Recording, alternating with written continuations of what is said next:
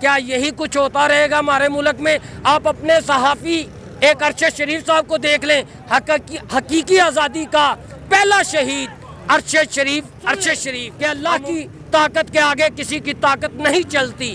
اگر وہ فرعون کو ایک مچھر سے مروا سکتا ہے تو طاقتور ہو تم لوگ سن لو کہ خدا کی پکڑ بہت بری ہے اور بہت سخت ہے۔ جیسے آپ کی مت مار دی، آپ نے حکومت 1.5 سال پہلے لے لی، اور یہ فیصلے جو سخت کہہ رہے ہیں آپ، یہ فیصلے خان صاحب کو کرنے دیتے، 5 سال پورے کرتے، ان کے پاس بھی کوئی جواب نہ رہتا، لیکن آپ کی مت ماری گئی، آپ نے حکومت لے لی۔ اب آپ کو سمجھ نہیں آ رہا، آپ کے حمایتی آپ سے ہاتھ چھڑا رہے ہیں، آپ کو بھگا رہے ہیں۔ جیسے مشرف کا انہوں نے ساتھ نہیں دیا، مشرف کو اینڈ پہ انہوں نے مروا دیا، انہوں نے بھیج دیا باہر، وہ پڑا ہوا ہے اللہ کی عدالت میں، پڑا ہوا ہے مفلوج ہو کے پڑا ہوا ہے۔ یہی کچھ رانا ثنا تیرے ساتھ ہونے والا ہے۔ اللہ کی طرف سے تجھ پہ فالج آئے گا، نہ تو بول سکے گا نہ تو ہل سکے گا۔ آئیں گے جن کے کلام نبیوں جیسے، دل بھیڑیوں جیسے اور اعمال فرعونوں جیسے ہوں گے، تو آپ فضل الرحمان کو دیکھ لیں، ان میں کون سی صفات اس میں نہیں ہے؟ ہر صفات اس میں ہے فضل الرحمان صاحب میں۔ اگر وہ عالم دین تھے تو غلامی کیسے قبول کر رہے ہیں ایک بے دین کی، امریکہ کی؟ امریکہ کے لیے انہوں نے یہ سب کچھ کیا، امریکہ آج ان کا ساتھ نہیں دے رہا۔ جیسے مشرف کا انہوں نے ساتھ نہیں دیا، مشرف کو اینڈ پہ انہوں نے مروا دیا، انہوں نے بھیج دیا باہر، وہ پڑا ہوا ہے اللہ کی عدالت میں، پڑا ہوا ہے مفلوج ہو کے پڑا ہوا ہے۔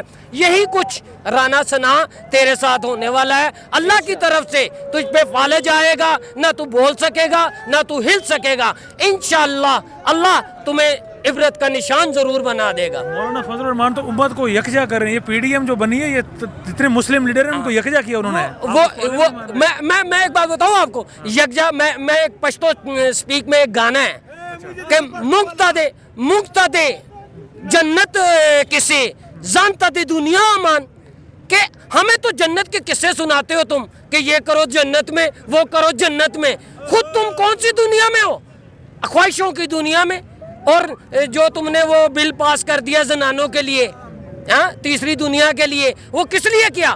کیا تم نے بلاول سے شادی تو نہیں کرنی جو وہ بل تو نے پاس کر لیا ہے؟ اگر کرنی ہے تو پھر میں تمہارے حق میں ہوں فضل الرحمان، گڈ، ایسا ہی کرتے رہو۔ کیوں کہ تم نے اپنے مفادات دیکھنے ہیں، تو یہ بھی تمہارے مفاد میں تو نہیں، بلاول کے چکر میں تم کر گئے۔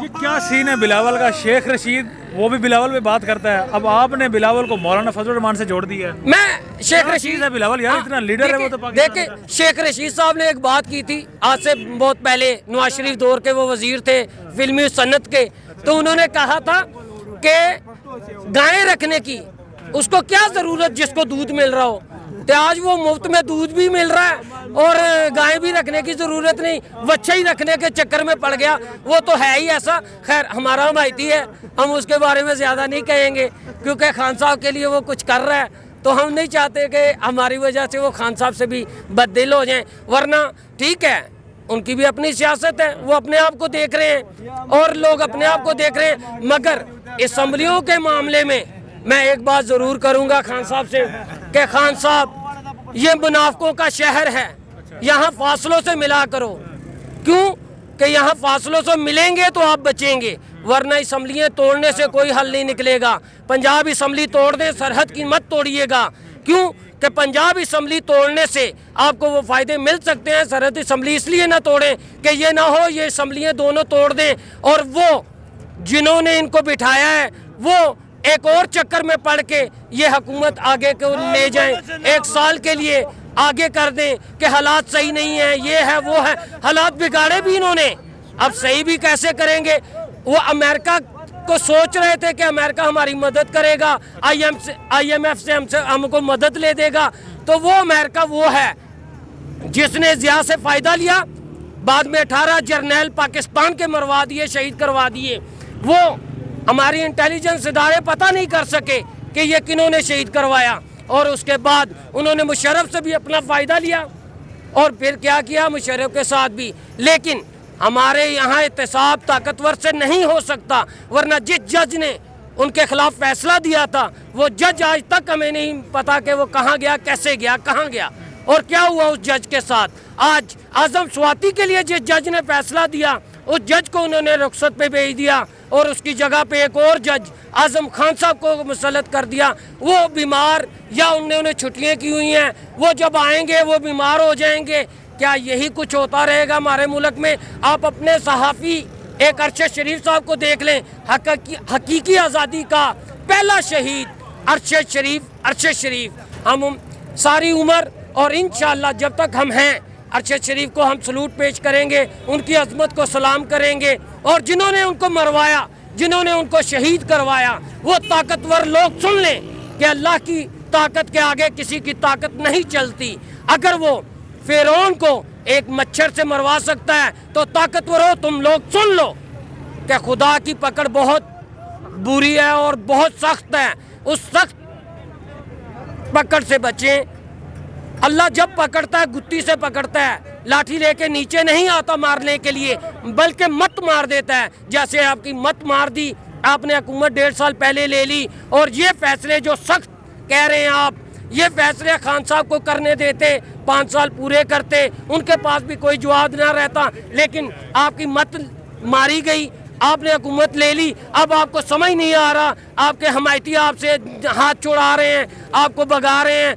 और मैं ये अपने ताकतवर हलकों से कहना चाहता हूँ, प्लीज़, अमेरिका हमारे एटमी असासों के पीछे पड़ा हुआ है। आज वो एटमी असासों को देख रहा है, मगर उसको ये नहीं पता कि हम टाइगर ऑफ इस्लाम हैं, हम किला ऑफ इस्लाम हैं।